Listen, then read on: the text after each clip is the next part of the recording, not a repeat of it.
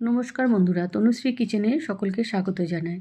আজ তোমাদের নতুন আলু দিয়ে একটা চিকেনের রেসিপি দেখাচ্ছি। এর জন্য আমি কড়াইয়ে 1 টেবিল চামচের মতো সর্ষের তেল গরম করে দিয়ে দেবো গোটা জিরে, গোটা ধনে, শুকনো লঙ্কা, গোটা গরম মশলা, গোটা গোলমরিচ, কয়েক কোয়া রসুন আর একটা বড় সাইজে কেটে রাখা পেঁয়াজ।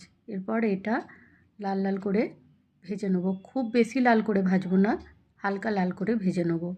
এরপর দিয়ে দেবো একটা বড় সাইজে কেটে রাখা টমেটো আর দুটো কাঁচা লঙ্কা। এরপর যতক্ষণ এর জলটা না মরে যায় ততক্ষণ আমি এটা নাড়তে থাকবো। এদিকে আমি আলুটাও কিন্তু সেদ্ধ করে রেখেছি। এরপর দেখো এটা পুরো জলটা টেনে নিয়েছে। এরপর এটা একটা মিক্সিং জারে নিয়ে এটা ভালো করে পেস্ট করে নেব। এদিকে চিকেনটাও কিন্তু আমি আগে থেকে ভালো করে ধুয়ে রেখেছি। এরপর কড়াইয়ে সর্ষের তেল গরম করে দিয়ে দেবো সামান্য একটু হলুদ। এরপর আলুগুলো আমি লাল লাল করে এপিট ওপিট করে ভেজে নেব।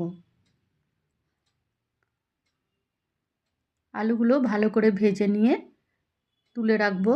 তারপরে কড়াইয়ে ওই তেলের মধ্যেই দিয়ে দেবো চিকেনটা দিয়েও কিছুক্ষণ তেলের মধ্যে নাড়িয়ে নেব।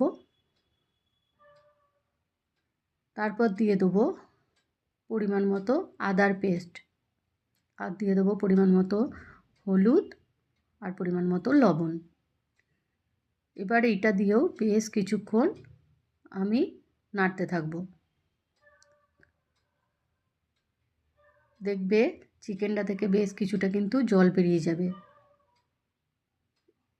এরপর জলটা যতক্ষণ টেনে যাবে ততক্ষণ আমি এটা নাড়তে থাকবো। এরপর পেস্ট করে রাখা মশলাটা আমি এর মধ্যে দিয়ে দেবো। মশলাটা দিয়ে বেশ কিছুক্ষণ কষিয়ে নেব। এরপর ভালো করে কষিয়ে নেওয়ার পরে ঢাকা চাপা দিয়ে লো ফ্লেমে আমি এটা বেশ কিছুক্ষণ রান্না করে নেব।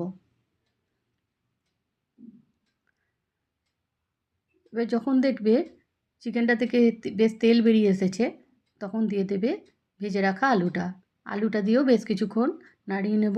তারপর দিয়ে দেবো 1 গ্লাসের মতো গরম জল। গরম জলটা নিয়ে কিছুক্ষণ ফুটিয়ে নিলেই হয়ে গেল নতুন আলু দিয়ে চিকেন কষা। আশা করি ভিডিওটি তোমাদের ভালো লেগেছে। যদি ভালো লাগে অবশ্যই আমার চ্যানেলটি সাবস্ক্রাইব করে আমার পাশে থেকো।